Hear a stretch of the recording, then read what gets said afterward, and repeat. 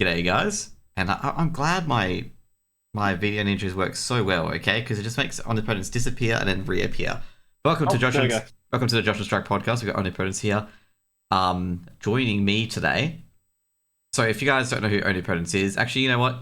You give me an introduction of yourself. Give it 3 sentence introduction of who you are, what you do Yep. Yep. for the esports scene in particular. Okay. Well, hi. I'm Oni. Onipotence. I am a CS and Valorant caster. I've been casting for about a year and a half by now. But yeah, this is really. I've only been really casting high level stuff for since about August last year. So yeah, I'm really enjoying it. Mhm. So what was the Mhm. first game that you casted, and is there anything Mhm. memorable out of those first few games that you casted in particular? Okay, so I started off casting my university's tournament. So Yep. my university had a esports society, and every single term they would host a kind of like a in-house tournament. Yep. There was like a bunch of different games.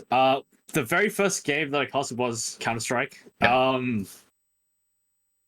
I can I can't exactly remember the specific details of it because Mhm. I kind of blocked it out of my memory just because I remember looking back on it and thinking, wow, this is just absolutely horrendous. What am I saying? Mhm. But yeah, I mean, it's some good self-reflection. It's just kind of like a reminder of where I came from. But yeah, I Mhm. started doing university tournaments like maybe like once every 3 months. It was Yep. quite rare and spread out, so I didn't really get much opportunities. But yeah, it was great. I enjoyed it. Yep. Do you know who won in the tournaments? Do you know any of the players that are playing now that you've casted previously? Now looking back at it, like in the ESA Open or ESA ECL system. Hmm. Yeah, so in the tournament, I believe Kraz, Mhm. who's now in KZG, he played Redav. I'm not sure if people might know him, but he was on Canon Event for a Mhm. bit, and I think he's just a sub now. But yeah, great AWPer. I do also recall seeing Coffee and Larko Taco from JFT. Yep. So yeah, that's a pretty big shooters in there. Yeah, I was gonna say it's a pretty big shoes indeed. So who won the Yeah. tournament? That's the main question. Okay. Oh, I think for 2 terms in a row, or maybe it was Kraz's team. Yep. Not 100% sure exactly when, but I 100% remember Kraz's team winning at least once. Yeah, because I remember my first game. My first game was Mm. oh, I'm trying to think about it. First game was Gambit Youngsters. Okay, their Cloud9 roster in the end before it broke Yeah. up. So yeah, because Mm. they were the only teams that would play around my time that I could really cast in Europe, and it's the Mm. first time I discovered like Europe Advanced basically. And Mhm. yeah, so pretty much I was sitting there going like, oh wow, like am I allowed to cast these games? But Yeah. anyways, so with CS, like, how did you make a big Mm. jump from casting these uni tournaments to going Mm. to ESA Open and ECL? Like, what was like the Mhm. main driver of it? Right. Okay. Well, for just a little bit of context, I used to play in one of my university teams, so that's Yep. kind of where I first discovered my initial love with Counter Strike. I soon realized that I was not really fit for playing competitively. Yep.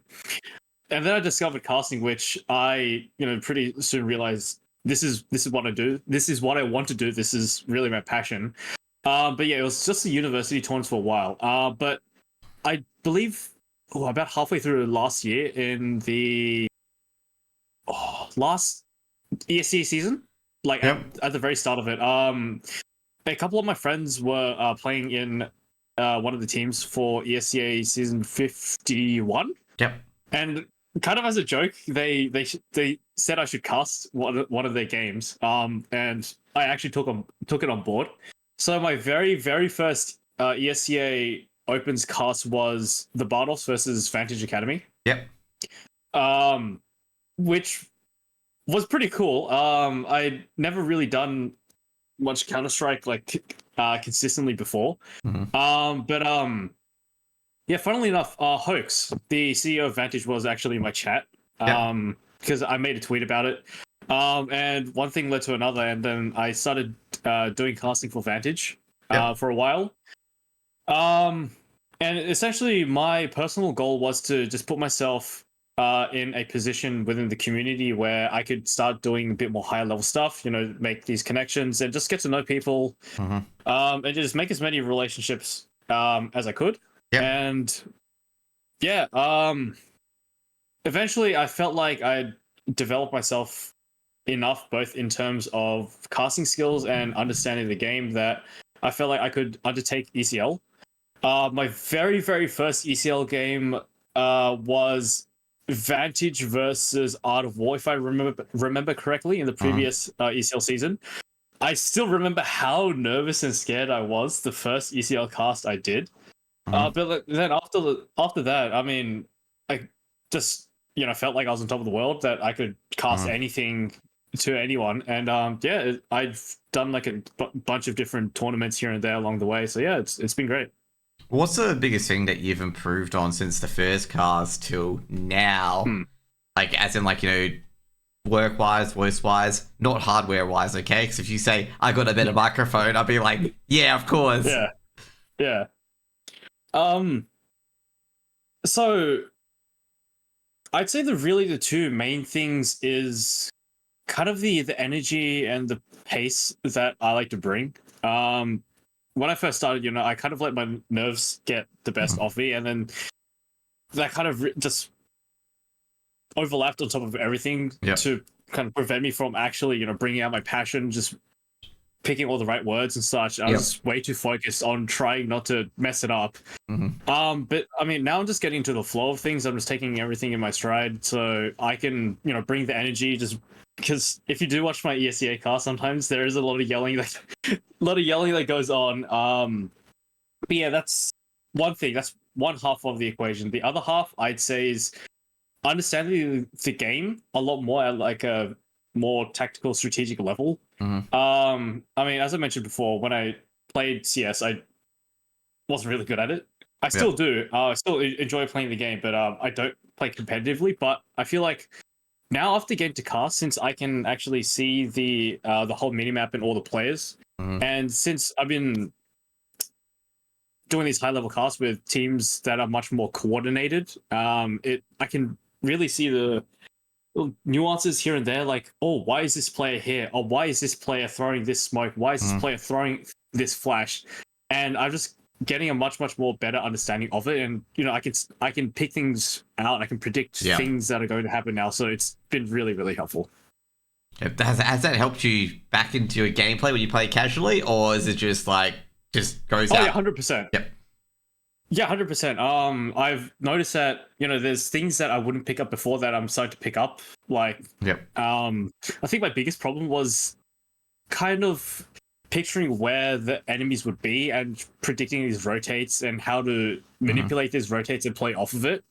But now, after casting a series of pretty high level OCCS, getting a much more better understanding of that, so it's been much more enjoyable. So what do you do at university at the moment? Like, what sort of degree are you doing at the moment? Oh, I've actually graduated last year, so I'm just working full time at the moment. Okay, so what was your degree in? That's the next part. I did a Bachelor of Arts. Yep. Was an Asian Studies major. It kind of throws people off when I mention that, because when I ask people to guess, it's always either comp sci, engineering, or business that people guess right off the rip. So it's kind of a little bit of a curveball, but yeah. Should have just done commerce, mate. Not good in numbers. That's not my thing. That's not my forte. Oh, jeez, that's rough. So anyway, so you got to CS. So you got the Open Games with Vantage Academy, and then you had Hoax approach you. Then what happened after that? Did you go to like ECL or anything like that? Like, what happened after that part of the journey? Well, I was facilitated to get into ECL by Hoax, who kind of middleman between me and ESL to do ECL cast on behalf of Vantage. So that was kind of how I got my foot into the door in terms of ECL. And then I just started doing more casts, and just started getting noticed a lot more by people in the community. Just doing a lot more casts as well. I picked up a lot of tidbits, different casts here and there. Like you and I, we did the CS World Cup. That was great. Yep. We did.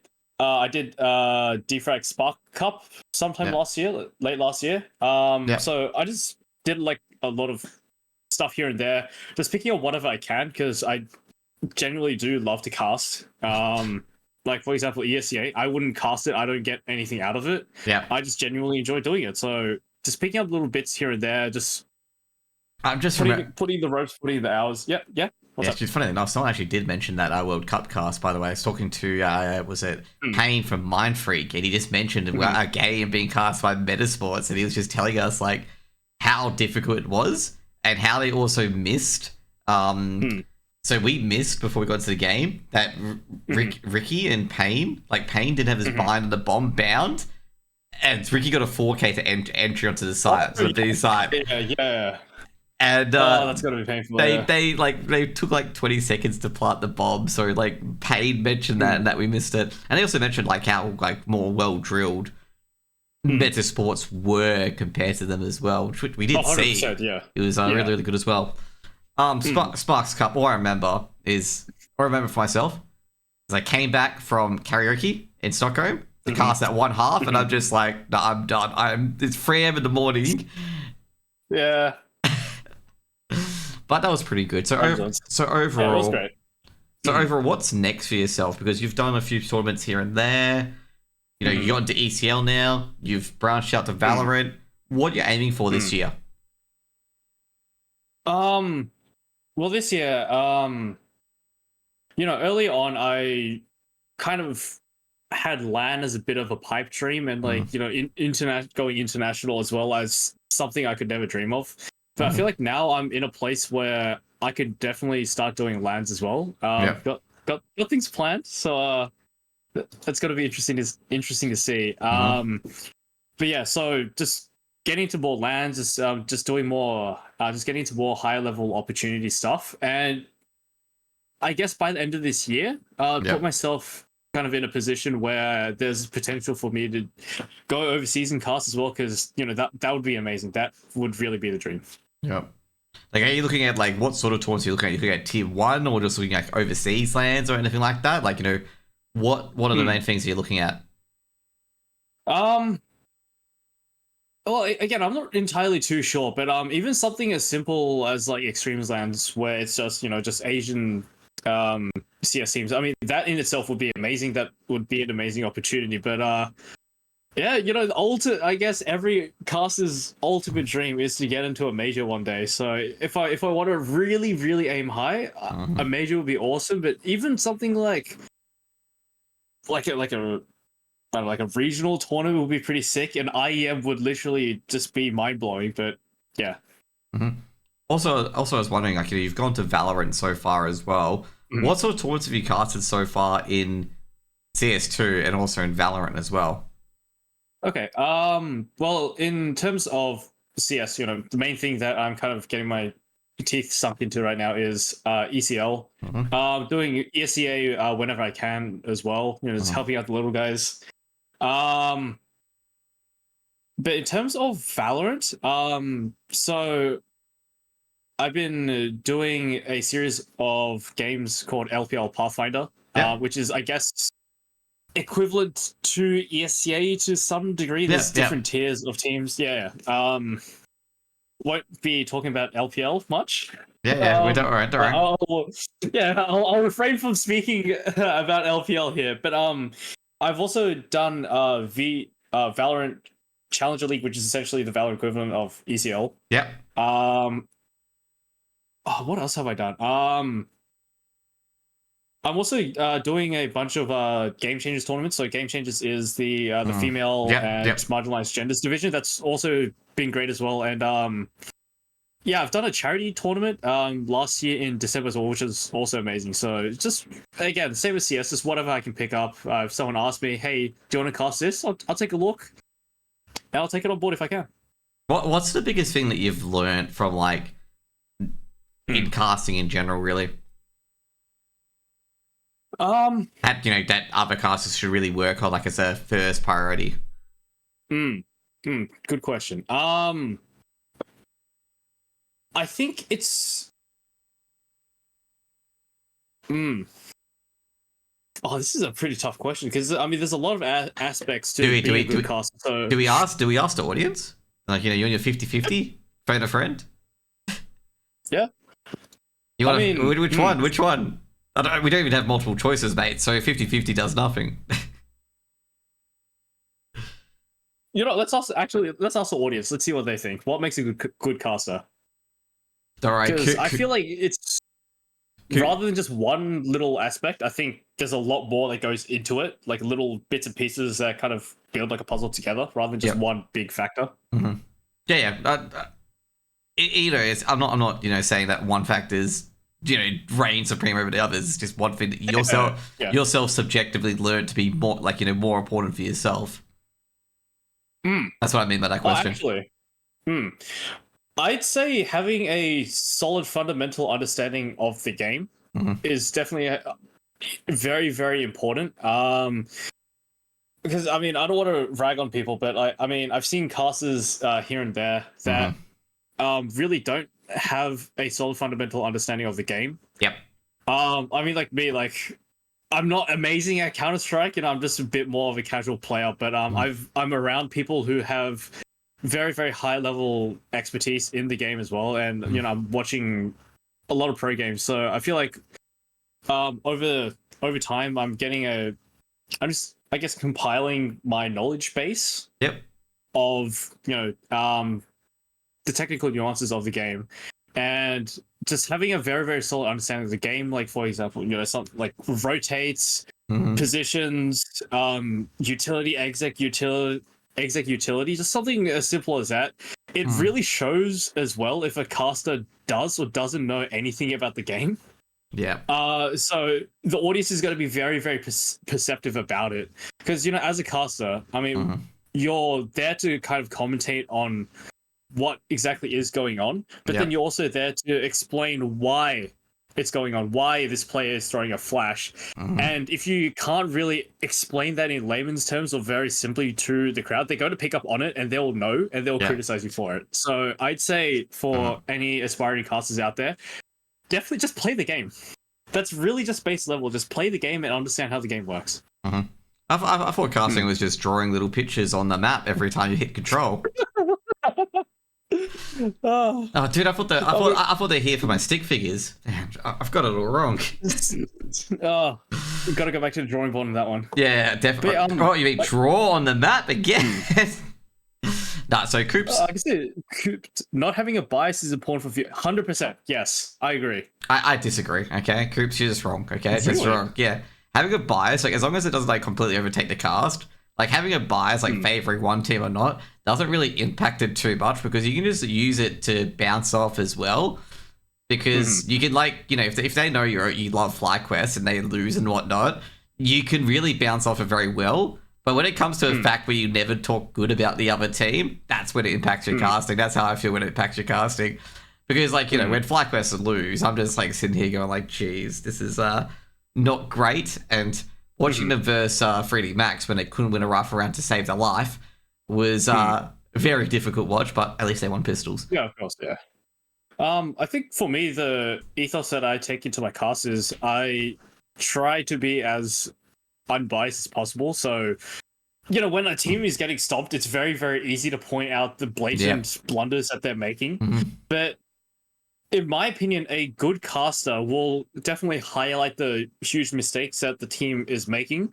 But a great caster will also point out what the enemy team is doing good that's causing the other team to get completely smashed in. Yeah, that was so it's just about finding that balance. Yes, it's just, like I say, it's really, really tough sometimes to do that.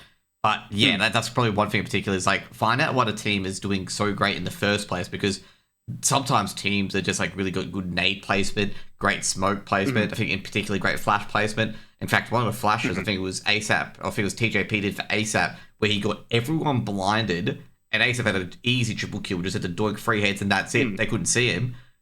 And I'm just sitting there going there, yeah, that's not figure diversing Mantra. That's not Mantra being bad. That's just a brilliant flash from TJP that just basically sets him up for an entire round.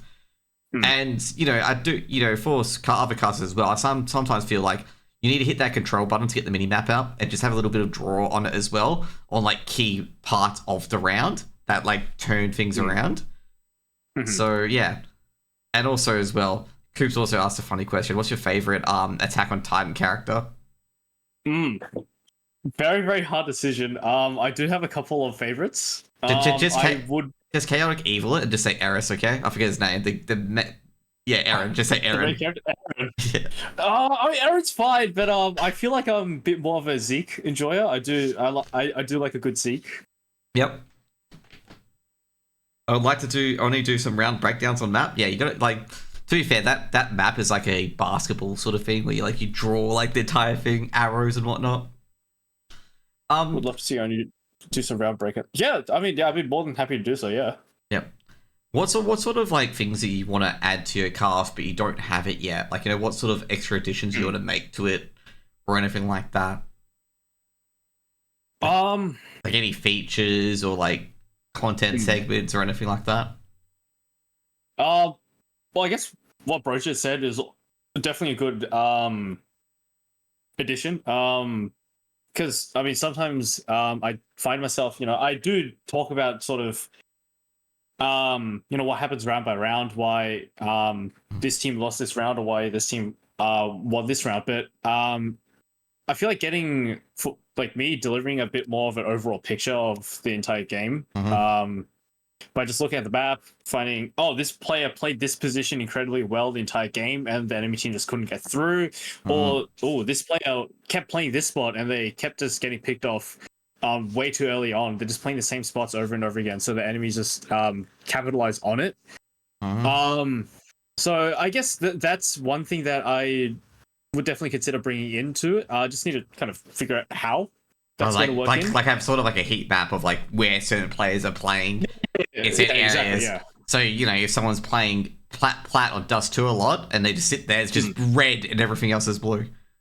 Yeah, exactly. I mean, yeah. I mean, sometimes it's very black and white what people are doing and it's quite obvious. Yeah. But then sometimes there's like these little nuances that you kind of miss in the heat of the moment as well. So just kind of going back on it and just, as I said before, just kind of replaying the round in general and get like an overall picture of the game. I think that would be pretty good, just kind of contextualizing everything. But yeah, I mean, I'll ask the chat, what do you guys want to see from me? What is there anything you want to see from me, like play interviews or like any other content that you guys want to see? I'm definitely open to suggestions. I'd say put it over, just put casters in general. Like, what do you want to see more of, like, from casters? Yeah, exactly, that's a better question overall. Coops is doing a good old Twitch 80% ban speedrun. Dude, class. Yeah. Man, you gotta pay for that, man. I'm not doing that for free. You gotta pay for that. I think Coops is on the wrong side. And also Bro, who's also on the wrong side as well, commentating. I actually Broja would make me more comfortable. I did ask, the worst thing is casters when they're talking amongst themselves and not talking about the cast.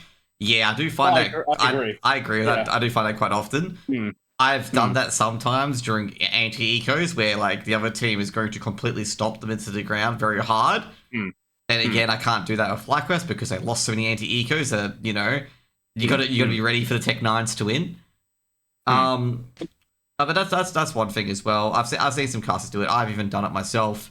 And what sort of style of casting do you do? Like, what sort of audience? Like, what do you picture your audience doing when you're casting the game? Do you think they're watching it actively, watching on a second screen? What do you cast for, like, your audience? Well, for me, I place a lot of emphasis on the energy that I bring to the cast and the choice of words, because everyone has their own casting style. Some people like to be a bit more analytic. Some people like to put on a show. I like to find a bit of a balance, but sometimes I do like to skew towards putting on a bit of a show. So inspiration, I take a lot of inspiration from Scrawny. I love his casting. He makes it just sound something so dead, so interesting. And that's kind of what I want to mimic. I want people to watch and like, wow, this is amazing. Wow, this I'm getting sucked into this. Like nothing is going on, but he's just making it sound so interesting. So that's really kind of like the level that I want to reach. So and like that's what I'm trying to do. Like the main cast you're looking at is like, you know, a scrawny type of cast. In fact, like, is that what you're trying to say? So when's the boot camp to Canada coming along? Okay, you know, you got enough money for it? Boot camp to Canada. You know, probably. Wait, hang on. Not. Hang on. I might have got this mixed up. Okay, I gotta make sure that I'm very sure he's Canadian. Even before he's American, he is Canadian. Okay. Yeah, because Scrawny, he's been grinding for quite a while. I remember back in his days, you know, when he used to cast ESEA Prem with Launders. Like him, there's also Topical TV, which is Dallas. I talked to him quite a bit as well. And they've come, you know, done a really great job. Scrawny is very, very good in play-by-play. Love it when he makes everything exciting and whatnot for no reason. Like, what's the main aims when you say you want to put on a show? Like, what is it? Was it main targeted to, like, you know, to describe, like, you know, try to describe the game in the most exciting sort of term of phrase? Or is it trying to play to the audience themselves, like the people you know and stuff like that? Like, you know, for example, Brosh and Kroops who are in the chat at the moment, like, do you play for them? Or do you play this, you know, just reach out to the audience? You don't care about specific people in particular? I guess it kind of depends. I think overall, like, everything that I cast is underpinned by making what's going on in the game sound exciting. Because, I mean, anyone can say, oh, this guy got a kill with the AWP. That's insane. Yeah. But that sounds kind of boring. It's kind of dead. So I like to, you know, pick and choose my words on the spot to make it sound interesting. Like, instead of saying that, you could say something like, and what an absolutely, like, insane, like jump shot coming out from this player. It's just absolutely insane. It's absolutely diabolical. It's just nasty how you can just pull something off like that, just making it sound interesting. But of course, I mean, with something like ESEA, where it's not as serious, I tend to interact with the chat a lot, and even in ECL, I do that. I feel like, you know, since OC is quite a small region, you know, everyone knows each other, so I feel like it's also going to be good to make those interpersonal relationships, and you know, just get to know the people in the chat, because it's gonna benefit you in the long run to have like this huge support network of like you know, people coming to watch your cast. I mean, I'm seeing a lot of like returning viewers, so like Broja, I'm seeing Broja pop up quite often, even in my personal streams as well. I got Sus from GCSY pop up. I've got Pain occasionally every now and then. We got Cairo from Light as well, so you know, this is really great. So it's really just about kind of finding that balance between, you know, kind of giving a show specifically to the crowd, to specific people, and you know, just kind of making the entire game fun. Bro came to my hardcore WoW stream once. Okay, I'm gonna say he did not enjoy the game, and I don't blame him, because Classic is very slow. So obviously the main criticisms of that type of style at times as well is that you put on the excitement that it doesn't seem genuine. Like, what would you say about that sort of criticism if someone did lay it at your feet? Like, you know, how do you temper it where you don't sound like you're putting it on to actually being passionate about the game? To be fair, sometimes that criticism is not even valid, but like, you know, that you can hear it sometimes. I mean, it's really, really, really hard to make something that's not interesting sound interesting, especially when it's like a situation where an entire team is just getting completely demolished. But it's really those times where, you know, you also have to kind of bring in a bit more technical analysis into it as well. Like, as I mentioned before, don't just talk about why this team is getting rolled, talk about why the other team is rolling this other team as well, but still making it interesting. But yeah, casting is a lot harder than it looks, and a lot of people are quite judgmental about it. So, I mean, to those people that like to judge casters for sounding disingenuous when the game is getting a little bit flat, I like to see them try. I like to see them get on the mic and do it themselves. I agree 100%. That's what I tell them every time. Like, if you think you can do better, get the hell on the cast.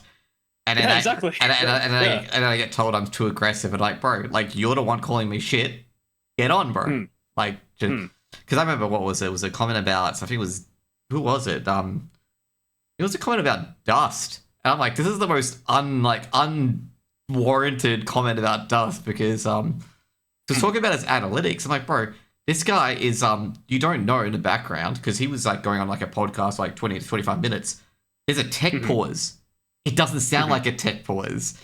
And I had to explain to this dude. I'm just like, mate, if an analyst can make a death segment not sound like they're waiting for a tech pause, then they're doing a really good job. Exactly, yeah.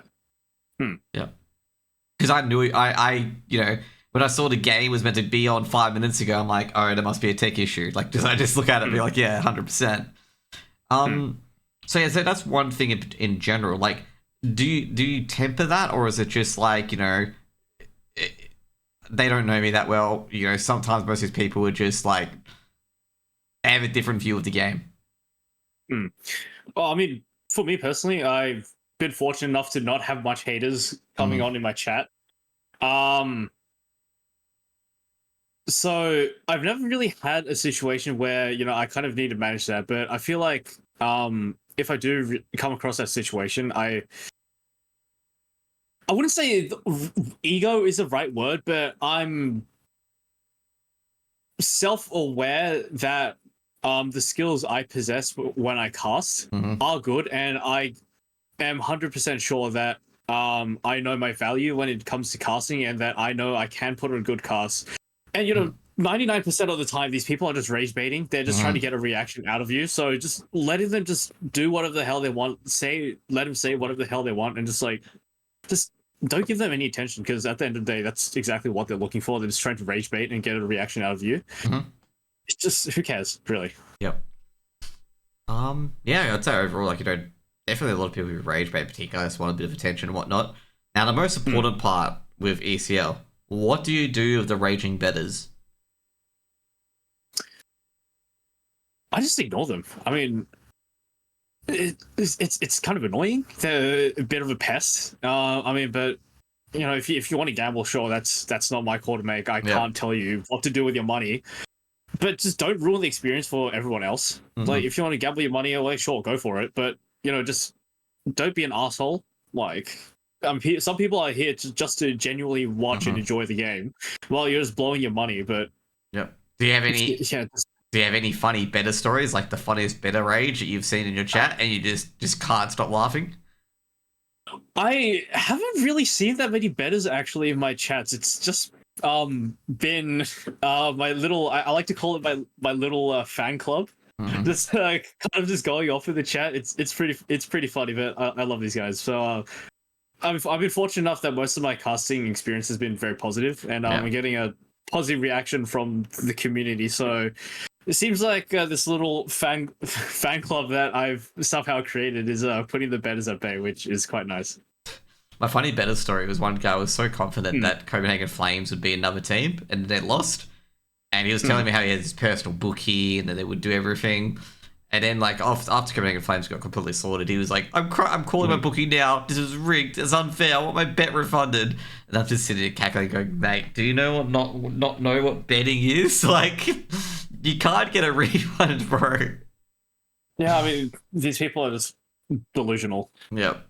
Are you thinking of expanding more, outside of Oceania in CS and Valorant? Have you looked at NA? I think that'd be a bit easier because EU would be a bit harder because you'd be waking up at 1 a.m. and 2 a.m. in the morning. Or, are you looking at doing what Matsy and Two Tap Tony do at times where they do cast for EU casts? Pretty interesting question. So for now, I have ECL perms for pretty much every single other region. But I feel like kind of my expertise in regions outside of OC isn't really that great at the moment. But I've been kind of looking out towards EU a little bit, and A not so much, and Asia I'm not entirely too sure about what's going on there, but I really do like watching these EU games. Like sometimes if I'm just bored, I've got nothing to do, I'll just check HLTV and see what's on. So I'm just seeing a lot of really good teams that are playing in the lower echelons in EU. And I'm seeing a lot of bad teams going on in in the same region as well. So I think for now, just kind of stabilizing and growing myself in OCE is probably the way to go for now. But I'll definitely be considering, branching out into different regions pretty soon. Last but not least, who is your favorite player and who is your favorite team? Oh, why would you do this to me, man? Oh, and why? Favorite player. And why isn't it Foggers and KCG? Oh, okay. All right. Interesting. Why is it not Foggers? No. Don't answer that question. What is your favorite player? What's your favorite team? That was a troll. Oh, So are we just talking OCE? You can any team you want, mate. You can do. You can split it. You can split it to OCE. You can split it international. Let's just give you that. So if we split into international, I am a diehard Na'Vi fan. Yep. I've bought 2 of their jerseys. One of them I got signed by a bunch of players at IEM Sydney, which is great. I've got a jersey back there which has LXCP backwards, has Baleska A. Okay, so just in case he starts choking, he can change to that shirt. Yeah. Okay. No. Yeah. So I really only I only started playing Counter-Strike as well in 2023. Yep. So I haven't been playing the game for long compared to some of these other veteran players. But from the get-go, I remember the first real tournament I watched was IEM Rio. Yep. And that's kind of where I fell in love with Na'Vi. I'm like, wow, this team is so great. Wow, simple. This guy's nuts. And then they kind of metaphorically shut the bed, but I'm still like, I'm going to hold up for my team. I'm going to stay loyal. And then it paid off. They won Copenhagen Major, and that was amazing to see. But sometimes it's really, really hard to support Na'Vi, especially when they choke absolutely horrifically like they did in Shanghai. Yeah. But I'm still staying by them 100,000%. But in international, my favorite player. Oh, this is such a tough question. In terms, I can split into rifle and AWP. In AWP, it's got to be Monacy. I love just watching his flicks. It's absolutely insane. But on the rifle, this one's also equally as hard. I love watching JL. Just pick JL. Just pick JL already, okay? Yeah. We'll go JL, yeah. I love watching JL. He's great. Yep. I remember one time, okay, so this was back when he was on Apex. So JL was giving a high five because they won a clutch during the major. And Stiko is just fully focused in on the screen, not even seeing that JL's trying to give him a fist bump or a high five. And then the coach, not the coach, it was JL taps him, and Stiko just looks to the left. It's like, oh, okay, yeah. He's just so locked in. I like those clips where they're just like kind of just left hanging. It sounds funny. Yeah. But okay, now bringing it back domestically. Yeah. Oh, this was tough. My favorite team. Yep. Dun dun dun. See, a part of me does want to say KZG just because I'm friends with Krez. Yep. But it's hard. You can have a different team, right? You can just say, like, if you want to suck up to Josh's mom, you just say instant FlyQuest. Oh, I mean, yeah, I like watching FlyQuest. FlyQuest is great, yeah.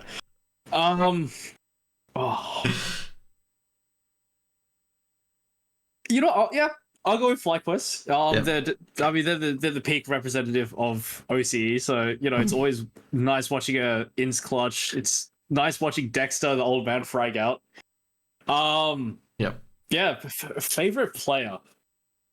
You can always pick Kraz if you want. Okay, you can always just pick him. He's not. If I say Kraz, he's never gonna let me hear the end of it. He's just say always Kraz, gonna bring it up. No, just say Kraz, okay? Yeah, you just say Kraz is your favorite player, okay? Just say yes. Just say yes. Just say yes. It's your favorite player, mate. Okay. Oh my god. We'll end that part of the interview because Kraz is 100% his favorite player. Just doesn't want to admit it. And we're gonna go into the. We'll go with that. Yeah, we go to the first topic, which is the IEM Katowice play-ins. Okay. And we've had some great milestones at the Katowice players. We've had the first female team participate in Imperial Female, who've been dominant in the ESL Impact scene. And we've had a lot of, like, interesting sort of matches. Like, for example, Gamer Legion once again getting through. I love Ash. He's my favorite non-fraudulent bold guy, okay? Oh, 100%, yeah. I And mean, I'm so disappointed that Flammus isn't on that team because I love Flammus, okay? But fucking VP, okay? That's all I'm gonna say. Should have let Flammus on Game of Legion.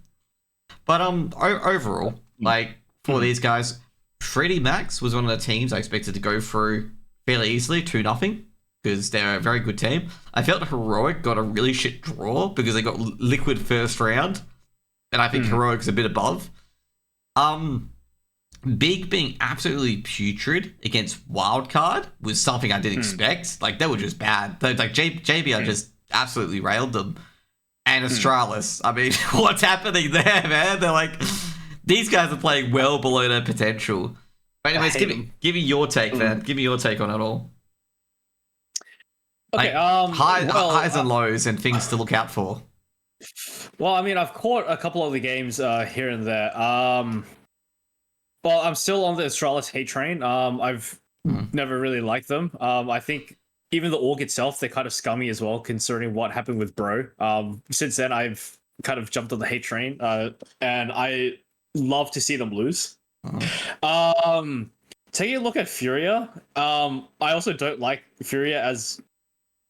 Is there any? I definitely hate Astralis more, but I don't. Is there any teams that you? Is there any teams that you do like in this Katowice? Are you sure you just don't hate them all and just hope they all get eliminated? Of course not. No, of course not. In the play-ins, I definitely say that EF is my favorite team by far.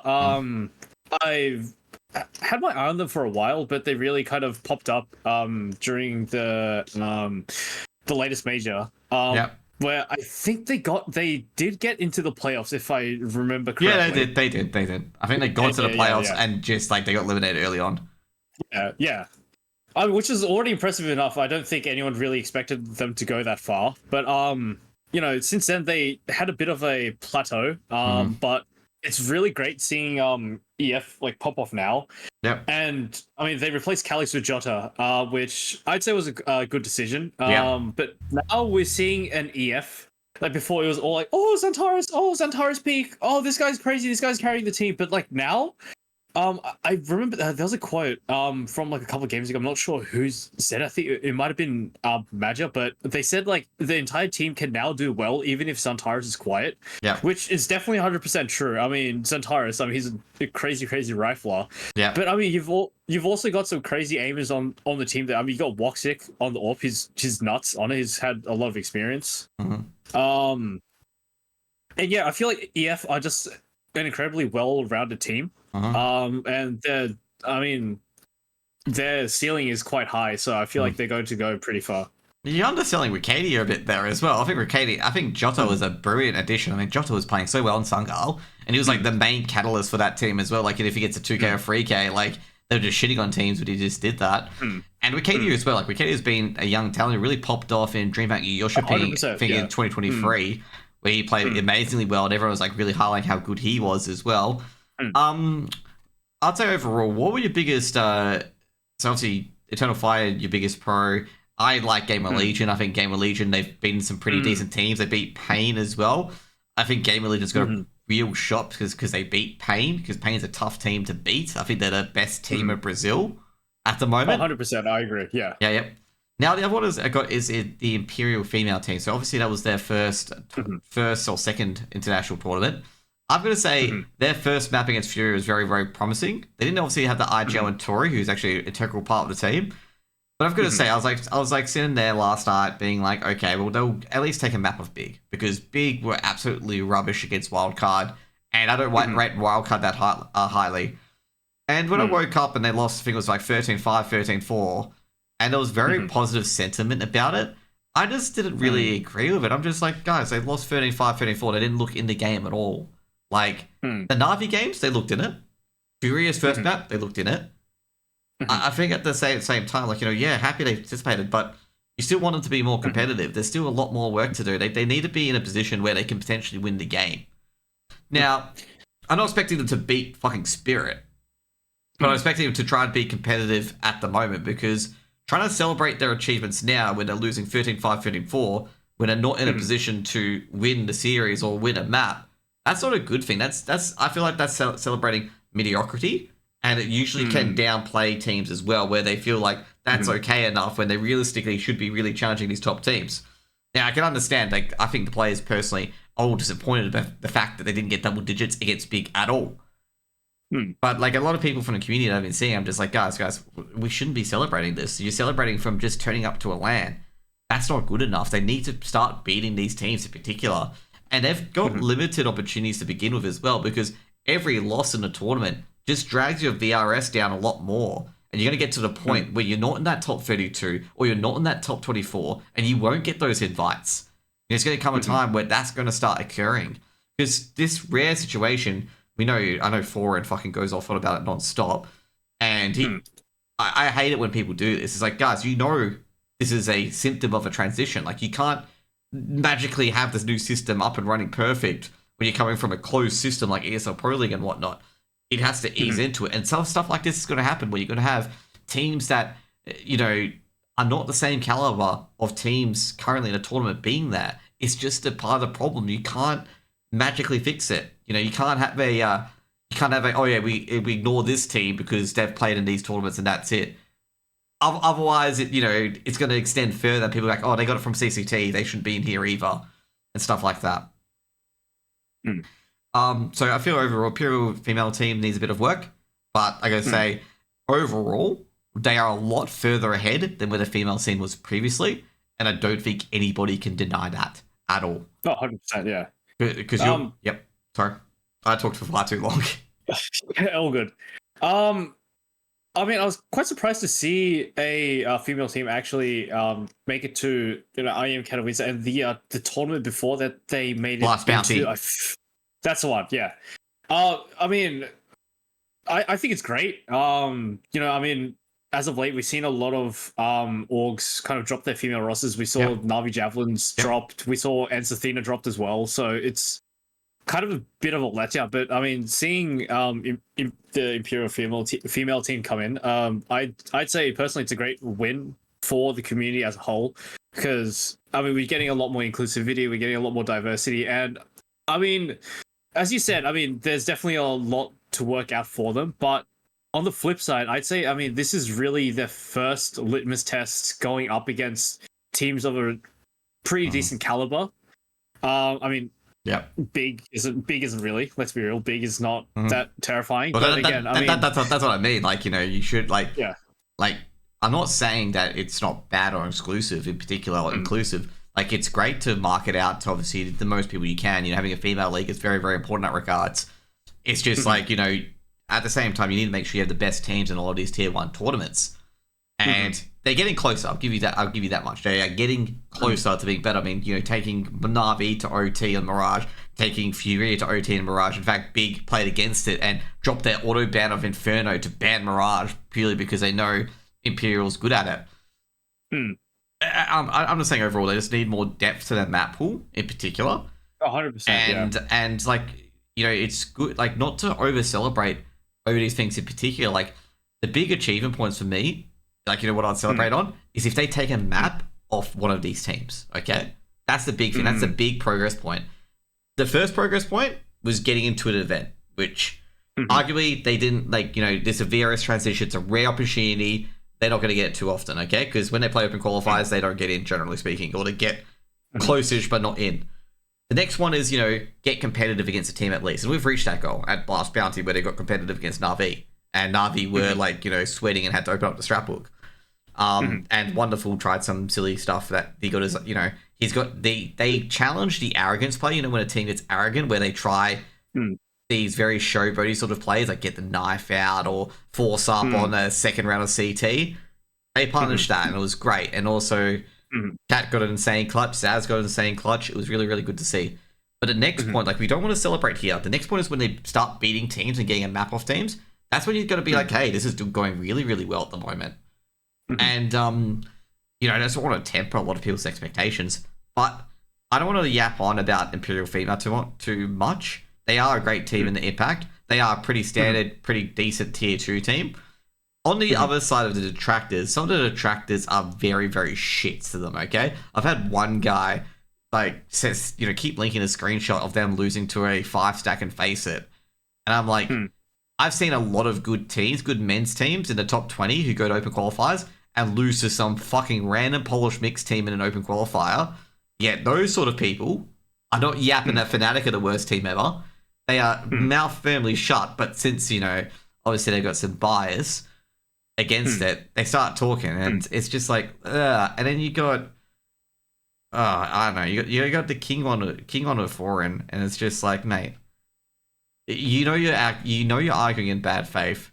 You're just doing it to get people on, and seriously, some of the people in there, it's like, oh, you made the interpretation. I'm like, bro, him posting Anna's worst score and saying HLTV's female of the year, and you telling me that's just something I made up in my head and that's not juxtaposition.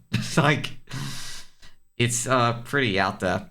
I hate seeing his tweets. I mean, it's very clear what agenda he's trying to push, and I feel like he's kind of like a feral rage baiter. Yep. So he's just really annoying. I hate seeing his tweets. Yep. Anyways, other one I've got is FlyQuest. I was very disappointed with their game against 3D Max. Not a single rifle round. 3D Max dominated them in all facets. That scoreline looked very flattering to FlyQuest, given how dominant 3D Max was. Like, 3D Max's biggest Achilles heels is they couldn't win a pistol round to save them. If they won any of those pistol rounds, that would have been 13-1 and 13-2. Because they were so much better in the rifling, they were so much better at utility, they were so much better at the trading, their aim was more on point than FlyQuest. In fact, they were winning like half by and eco rounds against FlyQuest to really show and highlight their dominance overall. FlyQuest did very well against Astralis, but they lacked massive composure issues towards the end. Like, this is an issue FlyQuest has had for a lot of time, is that they don't finish off teams when they really need to. And that Inferno was the epitome of it. Like, you've got them down 11-5, 6, I don't know what the scoreline was there, and you lose to a fucking eco. Like, that's when you call the timeout immediately, because calm everyone down. And they let Astralis come back into that game and win 13-11. That's just prime FlyQuest composure crumbling. I mean, I feel like the FlyQuest is a team of very high highs, but also very, very, very low lows. Yeah. We definitely saw that incredible high in Atlanta with Ali hitting some nasty shots. But I feel like when they're at their peak, they are quite the force to deal with. But then when they're at their low, they will lose a rifle round to something as even like a full Glock eco. Yeah. Like a full save.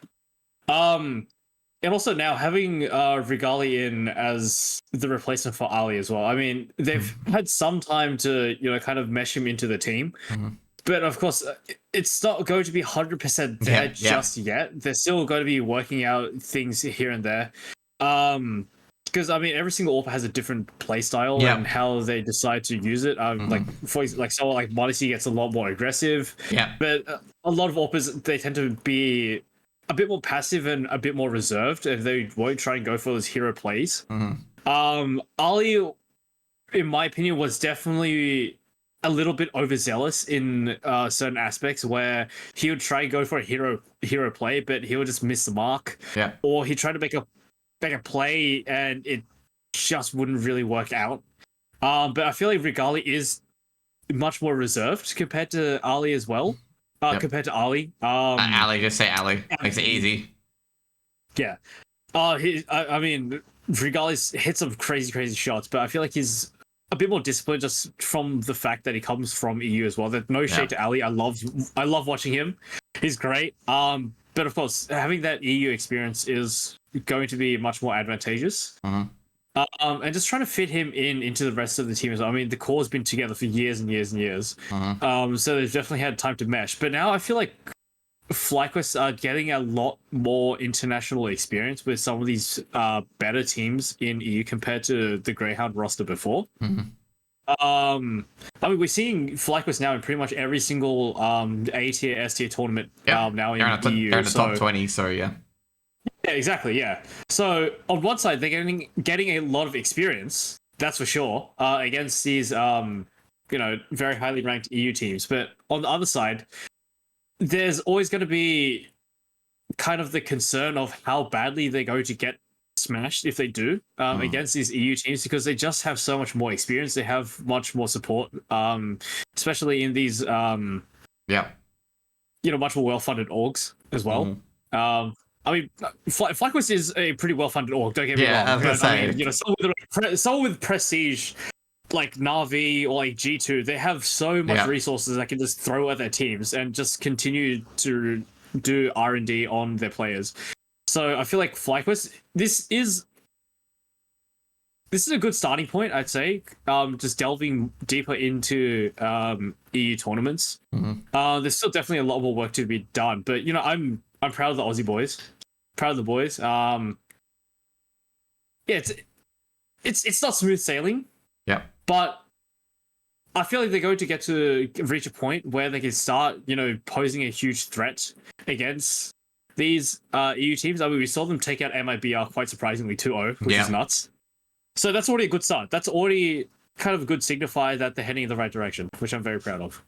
Yeah, I actually would disagree with you with the Regali and Ali take. I'd swap them around. I think Regali's more aggressive than Ali.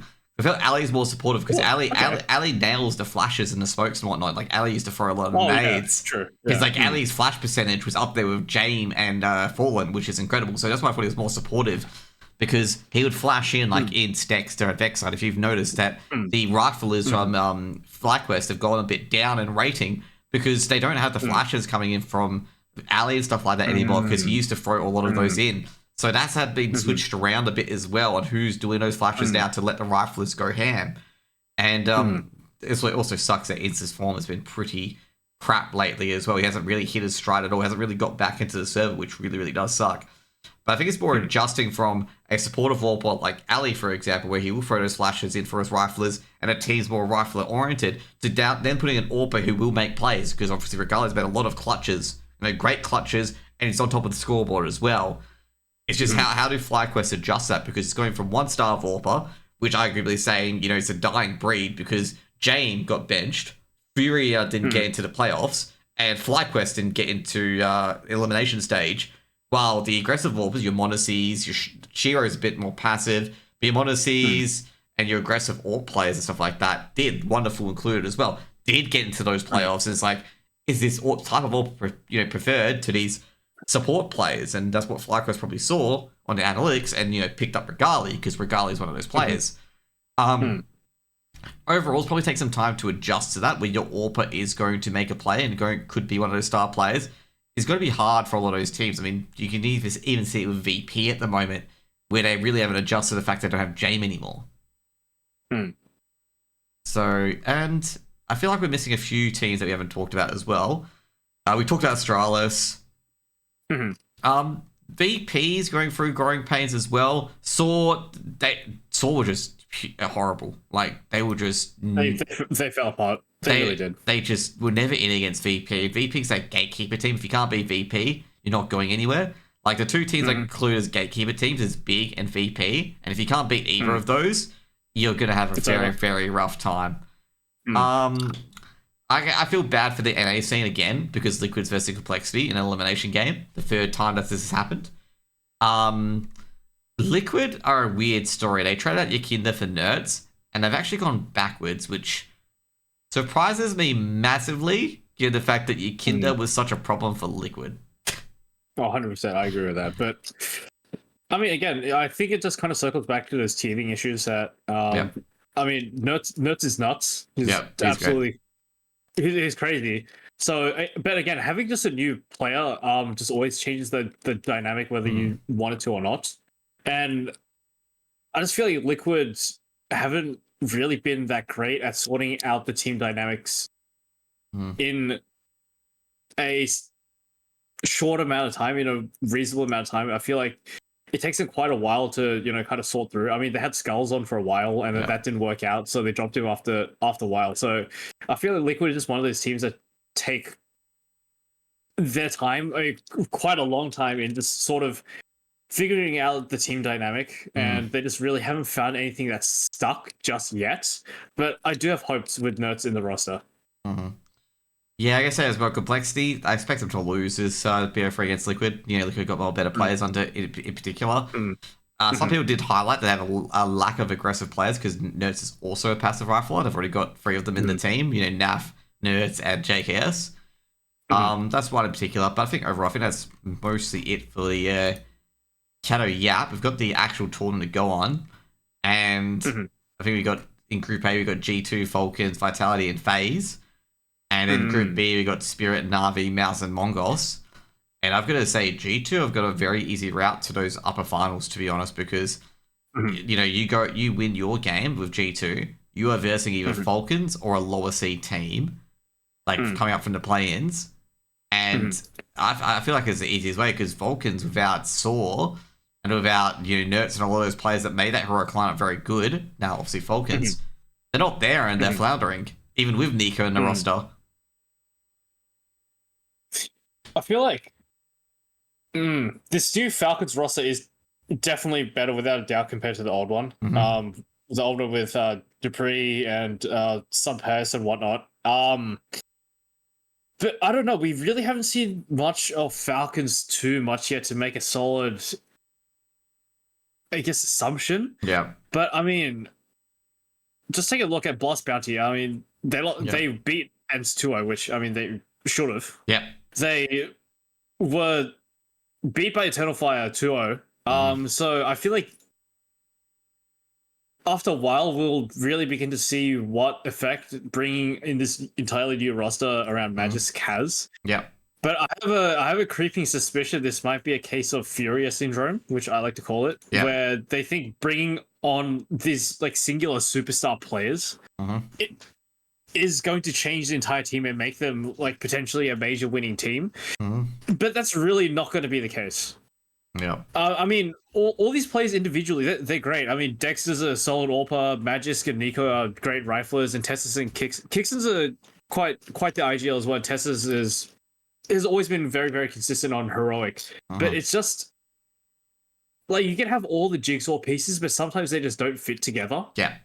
And then you're just trying to gerrymander a team of 5 very individually good players together, and it just doesn't work. And I feel like Falcons have just been doing that repeatedly. And it's really just a matter of time to see whether this roster sticks or not. Yeah. Yeah, definitely agree there. I think we're getting a bit sidetracked from the Katowice play, and I actually wanted to talk about it as well because G2, I was looking at that earlier today, I'm like, G2 have a really easy route to get to those playoffs early on because the hardest team could be versus Falcons, but then again, it's G2, they could stuff it up. Now, talking about the Katowice tournament, okay, so after Spirit absolutely dominated everything in Blast Bounty, and obviously I think the only map they lost was against Eternal Fire, and obviously they won the major, and they won the major in a very emphatic fashion with the last round being won by Shira in a 1v1 against a resurgent FaZe. Can anyone actually beat Team Spirit? Because I feel like a lot of teams got weaker in the Rostermania, where G2 of Nico being some sort of bane to Donk. Can anyone actually beat Team Spirit? I'm going to say no. I think Team Spirit's going to win a lot of tournaments this year, and they're going to win a lot of tournaments back-to-back this year as well. And that the only chance for other teams to win it is going to be when Team Spirit decides to skip a tournament. I definitely do have to agree with you there. I mean, Spirit's looking absolutely nuts right now. I mean, at first, when Donk kind of came onto the scene, it kind of blew up. I feel there was a lot of chatter around, Donk is just carrying the team on his shoulders, but I don't think that's the case. I mean, Donk is sure they're essentially the dynamic duo, the nucleus of Spirit. Yeah. But I mean, Magix has his moments as well. I mean, he's also crazy in his own right as well.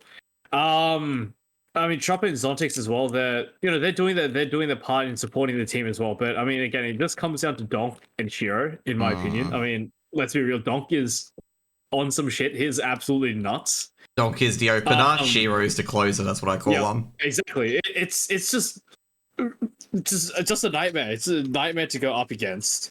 Yeah, because I think Shiro has an insane clutch as well. Shiro has 50% clutch rate, I believe, in the wins. It's crazy. Nuts. Yeah, I feel like we're probably going to see an era like we did see in Prime Astralis back in 2018 with Spirit. And as a Na'Vi fan, that kind of hurts because I would love to see Na'Vi beat Spirit. But I don't think anyone is really at that stage where they can topple Spirit's like reign right now because I feel like they've got everything right. They've got everything in their hands. Yeah. It's just presented to them on a silver platter. It's just they're just crazy. Yeah, as I said, I think I said when Shiro walked to Spirit, I'm like, from Cloud9, I'm just like, guys, you just literally let a major just walk over the Spirit. I didn't say a major, but I'm like, you let a big piece go to Spirit, and that Spirit team is just going to get a lot better because I think they traded him in for Art Frost. And I'm just like, yeah, you've handed one of the best AWPers to Spirit, and they've already got one of the best entry fraggers in the fucking game. And it's just like, yeah, they're going to do a lot of damage with that, and lo and behold, they did. Yeah, so you got one of the best clutches in Shiro, and Shiro is very instinctive and very smart instinctively as well. Like, he will chuck away the AWP, pick up an AK if it needs it, like in a 1v1 retake. He'll just chuck away the AWP right away. AK's already there. Not even a single thought about it. He'll just do it. Like, very intuitive, can rifle, can AWP. You got Donk, who's just perfect movement on the entry. It's just, you've got to be spot on against him because if you don't, he doesn't fuck up his sprays. You're dinked one tap dead. Okay, like you have to be absolute perfect to deny him. And then you got, then the worst part is you got Magics as well and Zontics who can come in and clutch up as well. Like when shit hits the fan, they can also stand up as well against absolutely anything. I mean, we saw in a major where Magics was literally helping Donk drag Spirit over the line as well. And as I said, like I don't think we're going to get a Prime Australis, but we're going to get a dominant reign of Spirit at least winning 60 to 80% of the tournaments. And it's going to be and it's going to be very hard to just counter Donk. Like, there's going to be potentially players where they're just trying to trade out Donk 1-for-1 to make sure he doesn't get any more than just one. I think I recall seeing a quote from Donk saying that his one counter would be an AWP on the line. But I mean, with now in CS2, holding line with an AWP in most cases is just not really feasible. So that essentially just opens up the floodgates for Donk just to Y-peak everything and just completely destroy the shit out of any AWPers holding the line. I mean, that is true. I mean, that's why we see players like Simple kind of fade away. I mean, he was absolutely nuts in Go, just holding these angles and just hitting these crazy reaction time shots and flicks. But I feel like in CS2 now, it's not really feasible, and now we're seeing a resurgence, or not really a resurgence, but the rise of aggressive AWPers. Yeah. And that's why players like m0NESY are flourishing, m0NESY and ZywOo are flourishing, whereas some of these other AWPers, they're kind of fading away into obscurity and just losing the wow factor they used to have. Which in turn also gives these crazy moving riflers and just these crazy aimers kind of open season to just run over to these teams. Yeah. Because AWP, in my opinion, has lost a significant amount of its impact in a team. Like, I mean, I think I saw a stat where ZywOo actually picks up an AWP off a dead enemy more than he actually buys it himself. Oh, yeah. So that's saying a lot. That says a lot. Free money, mate. That's what I was going to say. Free money. Exactly, yeah. But yeah, obviously, I reckon the game's got a lot more rifler bias. I mean, we had our first rifler #1 player in quite a while, because it's just previously been like, your ZywOo, your m0NESY, and Simple for like the last couple of years. So definitely CS2 has made it more rifler bias. I think we've answered that question a bit enough. We've got, we're going to have you said Prime Australis reign for Spirit, and I said Spirit's going to win most of the tournaments this year. So we're going to get to the next topic. We're going to go back locally, okay? We're going to go back to the Dfrag Open Qualifiers, which are happening tomorrow, okay? Yep. Now, I think the invites are going to be announced tomorrow as well. I hope the invites are going to be announced tomorrow. But with the invites, I suspect that we're going to have Rooster, Mindfreak, Art of War, and KZG invites to the main tournament. This is based on the standings as at the 27th of January. I reckon FlyQuest have denied their invite because, of course, they've got a tournament after this as well that I think it coincides with Dfrag Invitational. And I reckon on the other end, we've got House Bets in the closed qualifier with Talon, with Mantra, and with Vantage, because those are the four only other teams that are together. Unless Kira and Ruffleco are going to tell me that they're entering with DXA because they have a higher VRS rating than Talon. But I think those four teams are going to be the closed qualifiers. I've seen the participants so far that it's been mostly ESEA Open, other than JFT and you mentioned as well Underground previously when we started talking, and also the surprising one is Semper 5 in there as well, and they also asked for 2 subs. and I can Hmm. lay a bit of personal information on this one. I feel like it might be that Savage might be filled in for by another person. I'm not really too sure because I had talked to Savage to check his whereabouts because I was going to get him onto the show for one of these weeks. And yeah, they said he was in Japan. So I'm not sure if he's being replaced or anything like that. It's more speculation. It could be, the obvious options of Shady and Keen, given that they're from Latvia. And, they're probably in Europe, just like what happened to Talon last time with the relegation battle, where MHL and ASA are in Europe. But, I'm not too sure in that regards of what the fills are going to be, because Simplify have announced that they're looking for 2 subs. Now we've got a few open teams as well. You could probably go through the open teams and stuff like that as well, because you've got more experience in that area. Okay, I mean, you summarized it quite well. I mean, just taking a look at these teams in the open qualifier, it's essentially a mirror reflection of the current ESEA season. We're seeing a lot of the teams that are playing in the season being in this open quals. I mean, the big names, we've got Canon Event back in. We've got GCSY in here. We've got Prevail. Yeah, I mean, as you mentioned, Semperfi as well, and Bolted Edge. So it's essentially kind of like a mirror battleground of what we're seeing at ESEA. And I feel like we do also have Grip and Spin and your big fan Broj & Co, mate. Broj & Co. Yeah, I mean, there's a lot of good players and good teams in here, but I feel like the results that we're currently seeing in the current ESEA season are most likely going to reflect in the open qualifiers. Yeah. Because I really don't see it being too different from what we're seeing in this current season. I feel like there's some very, very distinct standout teams. Yep. And I'd like to say I'd be quite surprised to see upsets, but the past couple of weeks in ESEA have been quite interesting in terms of upsets. Yeah. Like the 2 games I casted, Canon Event and Light Esports. Yep. That was pretty interesting. It wasn't upset. Canon Event did win that one out, but I don't exactly remember the scoreline, but it was a bit of a flippy with Canon Event. They definitely were put under pump a little bit. And GCSY played against Vantage Academy. I had pegged a GCSY to actually win that one out, but Vantage Academy looked really, really strong, which was quite surprising because I didn't really know what to expect from them.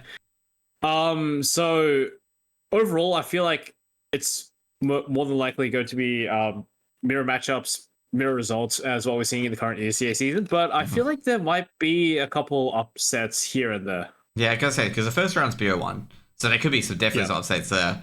But then the next round's a BO3s as well, and I feel like that's going to favour like teams like Canon Event, Vantage Academy potentially as well, GCSY, a lot of teams that can play multiple maps, because they can effectively just force picks. I reckon once like for example, the Simplify, once they get out of that little rut, and they're able to get to those BO3s, to those BO1s, I think they'll cruise on their way as well. Another team that I want to look at as well is Easy Riders, because you got Kaisen, you got Noisia, you got Raz in that team as well.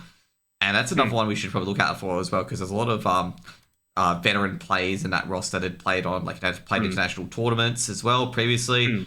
And those are another team to watch out for as well, especially in those BO3s, that they could, really challenge some teams.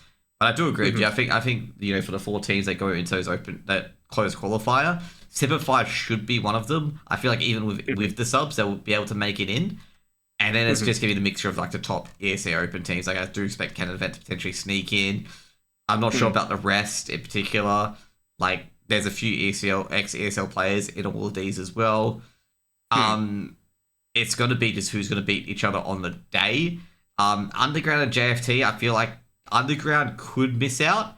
JFT, I'm confident that they'll make it in. I feel like they're a decent enough team that they do have a one-up over the previous open teams. Underground, I feel like they're up there the top open teams, and it could come down to a very close BO3 overall between them. I mean, I've done the previous ESEA season pretty much through the whole duration. Yeah. And I've gotten a lot of opportunity to take a look at Underground. Yep. And in the previous ESEA season, we had Vantage, quite controversially in Yep. the season. And despite the fact that Vantage were playing with a coach as a sub, Underground did always take them to OT. It was 13-11 on Nuke, which is one of Vantage's stronger maps. Yep. And I've been kind of following the players and the team for quite a while. So in my personal opinion, I'd say I'd be quite surprised if they don't make it into the closed qualifiers. Oh, they got absolutely destroyed in the grand final against Vantage as well. That's why I'm putting it on like they got pretty much dismantled. They weren't really. I think there was one map that were in it, and that's it. And the rest of the maps they were just along for the ride, as they say. Sure. Yeah. So yeah, I think it's gonna be a real battle between the open teams there. 100%. So obviously this is the first VRS tournament in Oceania. If you guys haven't signed up, you can sign up, via Dfrag. And I think the link is, I can just link it instead in chat, that you just do want to go into here as well. If you still got a team or want to say it tomorrow, you got to register very, very quickly. And obviously as well, basically if you win, you go to closed qualifiers. And if you get through to closed qualifiers, you go to the main event, which is in Brisbane at the Dfrag studio. And yeah, I'm not sure if there's a crowd there or anything like that. I hope there is, because I'll probably be there as well. And yeah, I just hope to see the invites tomorrow. Hopefully I'm right about those invites. I'm pretty positive I am. But then again, it's more like expectations and speculation on who's going to accept the invite, who's going to deny the invite. Given that the VRS is apparently on Oceania, I'm wondering, like, VRS Oceania doesn't exist. I'm wondering if they're going to just limit to Oceania teams, or if an Asia team's just going to come down to try and get VRS points, whether it would come down or not. Because obviously there's a lot of, in the VRS Asia rankings, obviously there's a lot of Asian teams in Oceania. But they'll come out, eventually when Mav and the other TOs announce the invites on who's in on who's not, whether it is just purely Oceania or is it taking in the Asia rankings. Because as you can go onto the GitHub of the CS VRS rankings, there's only 3 things, which is America's, Europe, and Asia's. So, we're not sure what's going to happen there either. Last but not least, or do you have any other opinions on Dfrag? Like any other comments or want to say anything like that? Not really. I mean, the open quals, it's going to be a bit of a bloodbath, but I feel like once the smoke settles, we should see some very clear teams that will be moving up to the closed qualifiers, which are on the 15th to the 16th. Just after Valentine's Day, you get a lovely gift of just being in the closed qualifiers. I mean, first VRS tournament in OC, it's gonna be great. And Dfrag, they got a brand new studio being built in Brisbane, and I'll probably be there as well. It's gonna be awesome. Why not build it in Perth instead? It's too far, mate. Perth. You can walk. Come on. Perth, what? No, come on. Like what? Perth? Like 3 people live in Perth, man. Come on. Yeah, exactly. Only 3 people, like me, myself, and I. So let's talk about, I'm going to extend this topic to ECL. Okay, ESEA Open and ECL, okay? What's your first hits? Okay, add a topic here, okay? I'm adding it, okay? I've added it, okay? Plus ECL. So ESEA Open, let's just go a quick summary for that. You are an expert on ESEA Open. All I know is that the first 5 games you don't look at, in my general experience, because none of the top teams verse each other. But you give me the lowdown for this season. Okay. So, ESEA, it's a bit of a mixed bag currently. So really, there were some very, very clear teams last season that were miles above everyone else. I mean, namely Underground. Yeah. Underground were absolutely nuts. Just kind of rolling through everyone. I mean, Vantage, they kind of shouldn't have been there in the first place, but they did roll through everyone. Yeah. But now, since Underground is gone and a lot of these former ESEA teams have now moved up to ECL. Yeah. It's kind of, I like using the term, open up the floodgates to some of these other teams that we really wouldn't have considered to be moving up to ECL. I can see, ATR's gone, but the core's been rebranded to Broje and Co, I believe. Yep, that's correct, yeah. We've got Canon Event, who's been a consistent team in ESEA. They did make it to ECL once with Kraz in the roster. That was a completely different roster. Yeah. I still do like Canon Event. they're personally one of my top 3 teams in ESEA Opens. I feel like they've got a very solid roster behind them. Yeah, shout out to Supers. I do like his AWPing. Yeah. But there's been a lot of surprises, like Vantage Academy. Like for the most part, I haven't really casted too many of these teams. Like it's kind of just been the tip of the iceberg. Like Vantage Academy really surprised me. We've got Flat Earth in here, which is made up of the DXA team as well. I haven't really seen them play much. Yep. Hopefully I can sometime soon. We've got GCSY thrown into the mix as well. We've got Altered Edge, Grip and Spin. There's just so many teams that it's kind of really just a mixed bag. And I feel like by now, since I've had some experience with ESEA and some of these teams that are kind of in there, I usually have like a gut feeling by now of who would at least make it to the playoffs. But there's just been a couple upsets here and there to the point where it's like I'm not entirely sure what's going to happen. But I can still say for sure that some of these teams like Canada Event, GCSY, they should be making it to the playoffs. I'd be surprised if Altered Edge don't either. But it's really going to be interesting. This new ESEA season, since I mean these like top teams, like the division above teams, like Underground, they're gone. Yeah. It's kind of open season. It's really just up for grabs who makes it to the playoffs. So it's pretty interesting. I guess overall for ESEA Open, I believe like the elevation stats now. I'm not sure if any ESEA Open teams go in there. It's just the VRS now, where the top 5 teams we picked by VRS, it'll be 5 teams from the previous season. How will it impact the ESEA Open League? Like, you know, should these teams try to go into different tournaments, like outside of the ESA system, to have a chance to even get into ECL? Because winning ESEA Open doesn't guarantee ECL anymore. I mean, let's be real. I mean, OCE, there isn't really much opportunity for other tournaments. I mean, Dfrag's doing big work to make these other tournaments, and you know, it's great to see. I really love what Dfrag is doing, but I feel like in order for more diversification in tournaments to happen, there needs to be a lot more support in terms of like financially and, you know, org support coming into OCE for that really to be feasible. So I feel like for now, as much as it sucks, ESEA is really the only gateway for these teams to make it up into the upper echelons of OCE. Yeah. I mean, it's doable, but it's just tough. And next up, we're going to talk about ECL, and I'm going to say, well, it was not expected that Talon to reschedule their matches. I was not surprised when that happened. What was your biggest surprises and your biggest disappointments in ECL so far?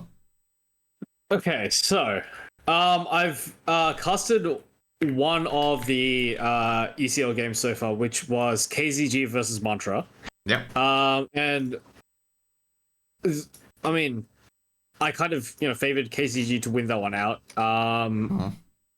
Because I mean, the core, it's still essentially the same 3 players, but Hassie, Samix, and Estate. But the upgrade of Foggers and Kraz and Triplus as well as a coach, I think was great. I feel like Tito really got himself a nice package deal there. Yeah. And it's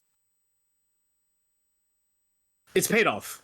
I'll say that much. It's paid off that.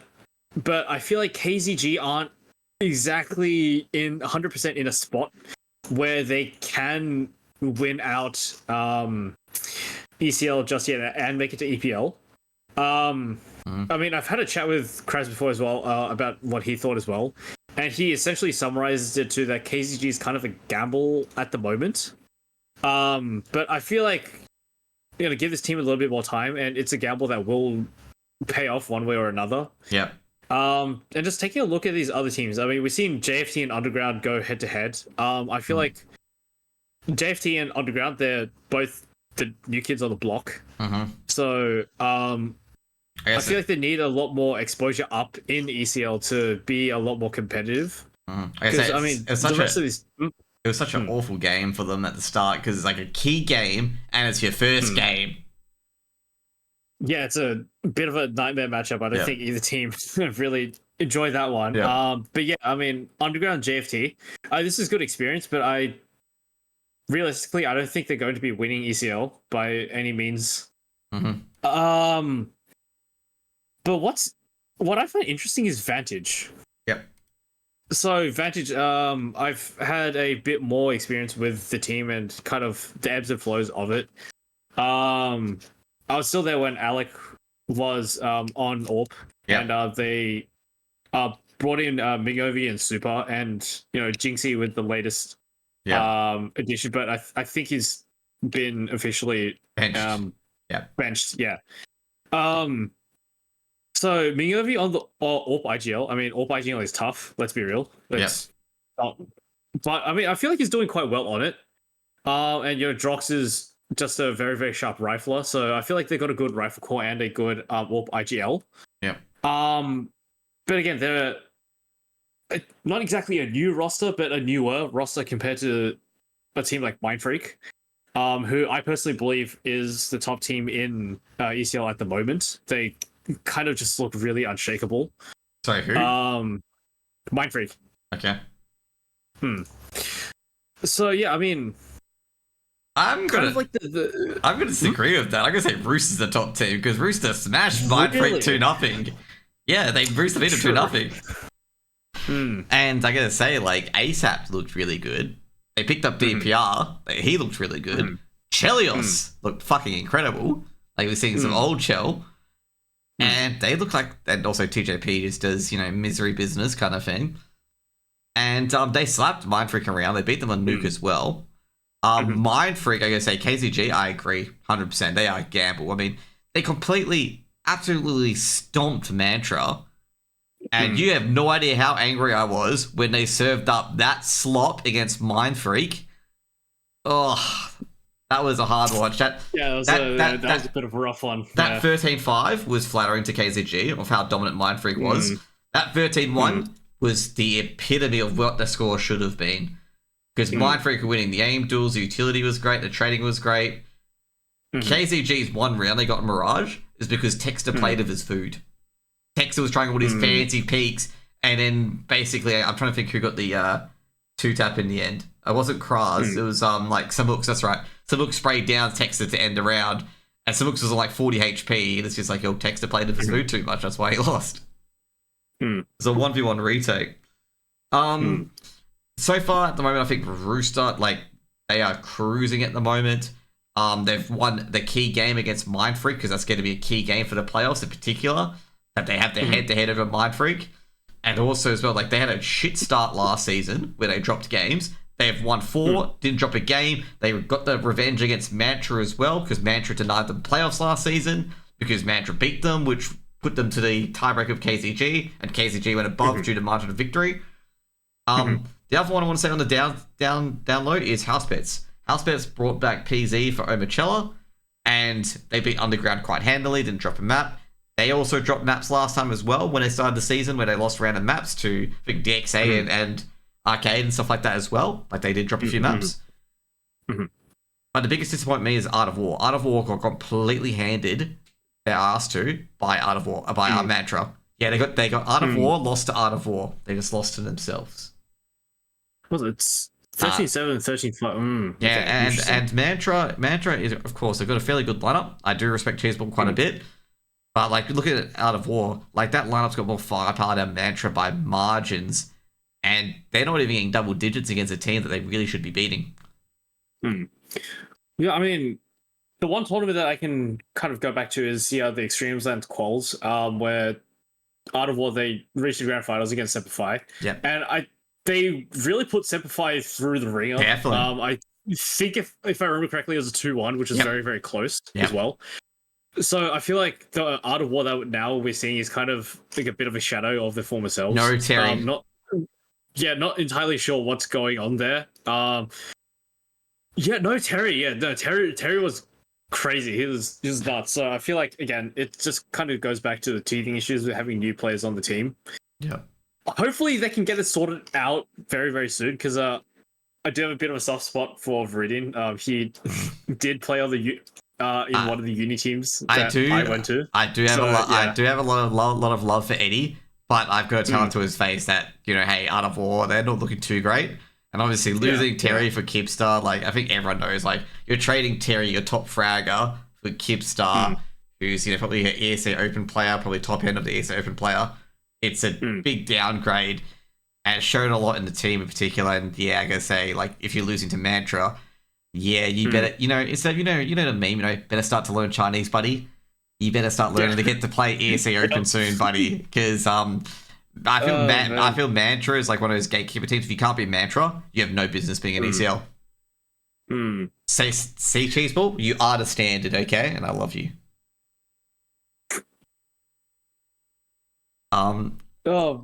I do agree with you with Mindfreak that they are a team to beat. I am happy with how Mindfreak did bounce back. I don't think they are the top team, but they have bounced back against KZG because Texter and Tux, that duo is scary.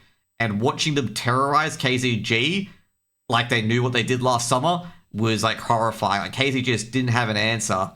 Tux and Texter, I think, combined for like in one map. I think they combined for like 40 plus kills in both maps overall. They were just an absolute terror to behold, and they just couldn't do anything about it. And I'm not sure if I was going to say this to Pan. I'm like, do you feel like half the time that your game against KZG was Tux and Texter doing everything, and you guys were just in the deck chairs, just watching the havoc happen?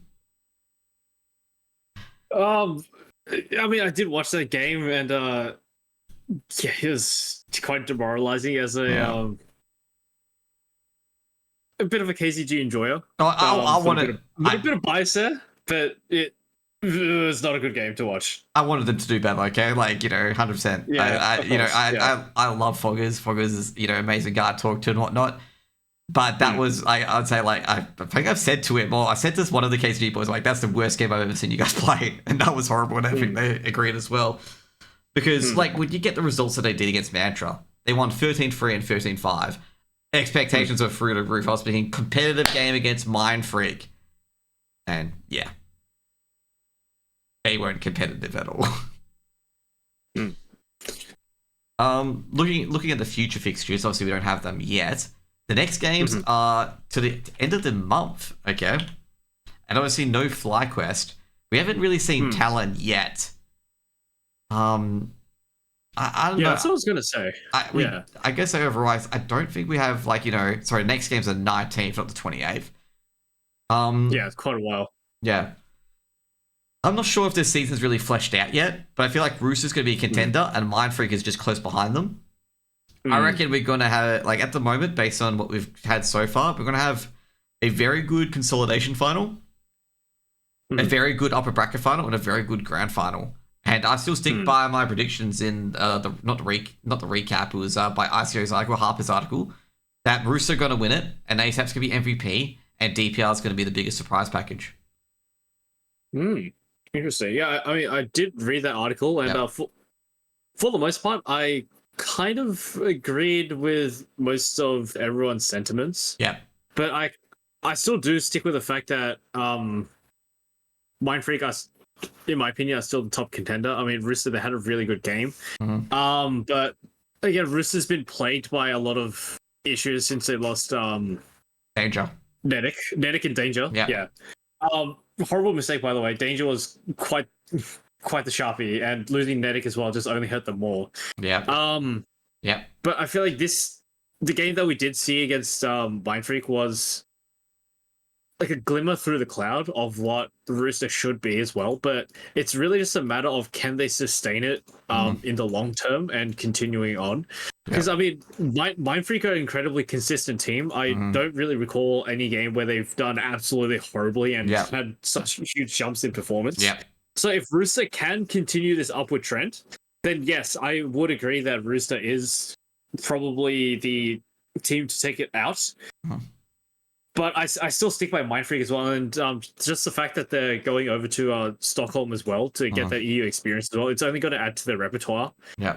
Bringing back to OCE, that's going to be a lot of experience to take on board as well. And also, they got all the veterans in that team as well. You got Ricky, you got Tux and Texter as well. We've been in a lot of international tournaments. You got Gump now as well.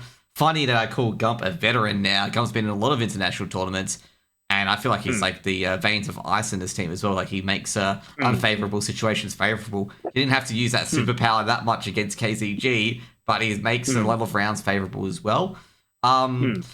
Actually, another thing I was going to mention as well, I thought you would mention it, that no one actually picked Talon to win the entire event, which is out there, given that everyone would probably expect Talon to be the favorites. you got your MHL, you got your Addict Netic, Hazard, Rifling Core, which is probably the most scariest Rifling Core because you got a great anchor in Hazard. You got great aimers in both Addict and Netic. Both players can clutch it out. Netic and Addict have amazing composure under pressure. And then you got MHL Diorpa, was the AGO, initially the prodigy from the AGO, then got put to Vulcans where he still played really, really well. And now he's in the Talon lineup where he's playing particularly well, as long as it's not keen on the other side, as he said in a tweet once. His most stressful game was against Keen when they were playing in the major qualifiers. I mean, the thing with Talon is that, they've rescheduled all of their ECL games up until now, so we haven't seen them play. I personally haven't seen them play too much except for that one tournament in the year. I forget what it's called. I think it was a Hellcase Cup or something similar, something like that. It was one of those random tournaments. Yeah. So personally for me, there's not really much to go off of to make a solid opinion, but I will say that I recall in the relegation games, ATR actually took a map off of Talon. Yep, it's only which is quite impressive, which does say a lot about ATR, but I feel like that says a lot more about Talon in letting essentially a top ESEA team take a map off of them, off of a team that they have org support. Yeah, and 2, they have a lot of sharp players. Like you got Netic on there, you got MHL, like EU no. MHL and ASA weren't playing. They were subbed in by Malta and Gratisfaction. Oh, Gratisfaction. That's right. Yeah. Okay, yeah. Even then, you've got Gratisfaction. He's a veteran player. He's been around for quite some time. Same with Malta as well. Yeah. So, despite the fact that it did have standards as well, losing a map to a top ESEA team, it's kind of concerning.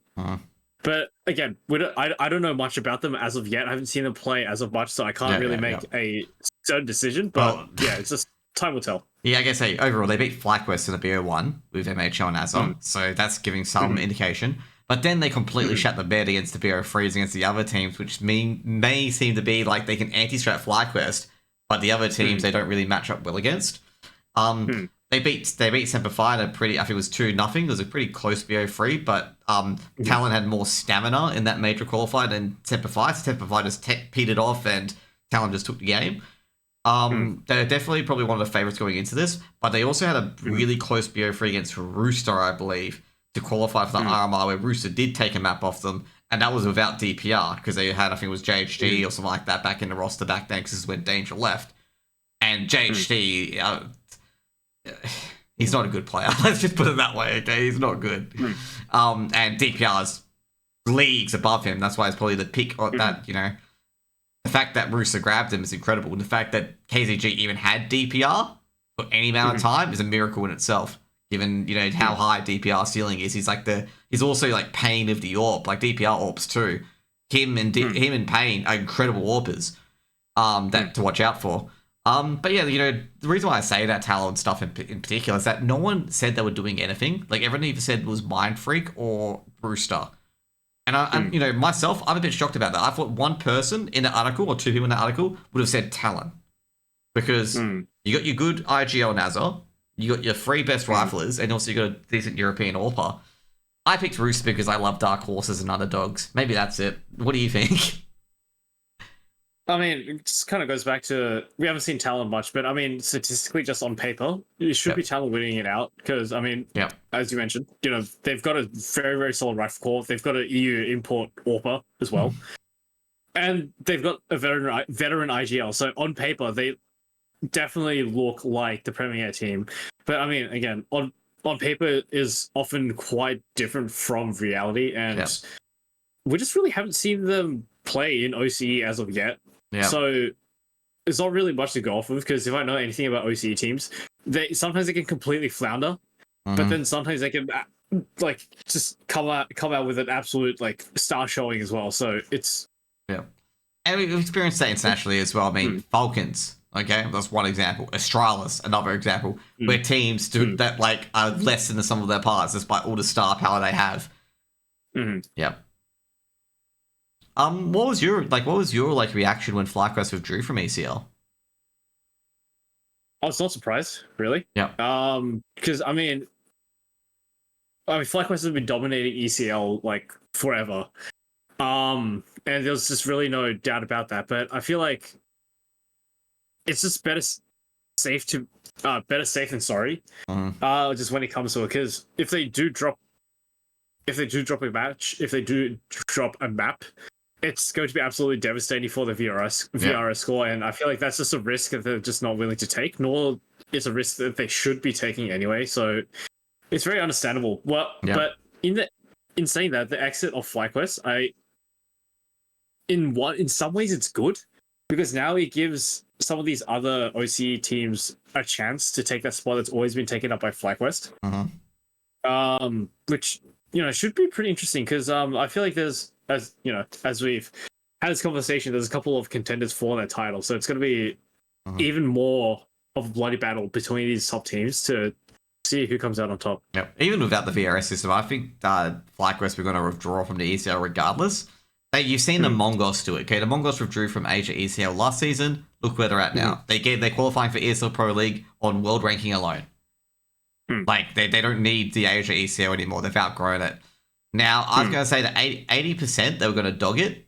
When I looked back at previously, I said 80% Mongols going to dog it because they can qualify on world ranking. And I said that to I think it was I forget his name. Thursday, because he's the Mongolian fan, and I said to him, like, mate, if they can probably not compete in ECL Asia, the biggest concern I've got for them, will their world ranking stick that they get invited to ESL, which it did. FlyQuest is 50-50 for me, because is FlyQuest world ranking high enough? You're not sure on that one. Is it high enough to get in, over the other teams? But it's still worth doing it, because going into Europe is a lot more constructive than beating like tier 3, tier 4 teams in Australia. And 100%, yeah. Gomez even stated in his tweet, like, I think his response to the M80, which I used in my article, was that we have to sometimes come back to Australia to play games and then go back to the US again, when we should always be in that Europe area. Yeah, just from like a logistic standpoint as well, and also from like a gameplay sense, it'll be much better for FlyQuest to be scrimming against these EU teams, like whether they be like tier 2, tier 3 EU teams, because they're going to get a lot more out of it than just completely steamrolling through OCE teams. So again, I completely understand why they opted to withdraw from ECL. Yeah. Anyways, like I say, I think pretty much discussed all of these topics to death. And, thank you for being on, dude. And thank you as well, getting to know more about you. If you guys don't know who Onipotence is, he's a newer caster. Well, funny I say newer, even though you've been casting for 1.5 years. But newer compared to a lot of other people in the scene. You can find him, I think it's Onipotence as a twitter.com or x.com/Onipotence. Is that right? Yep. It'll be in it'll be in the description below. And you'll see there's his Twitch channel where you can watch him cast, which is twitch.tv/Onipotence. Is that right as well? Is it all Onipotence? Yep. Can you see it on YouTube as well? I don't have one, no. Okay, so it's just Twitch and Twitter. So you can catch when he goes live, and you can check the description down below if you're on YouTube to see where you can find him. I highly recommend that you follow his channel. You'll see a lot of ESEA Open games and also ECL games as well. And follow his Twitter as well to see some really good takes. And as per usual, guys, if you guys enjoyed the podcast, give it a subscribe, share it, share this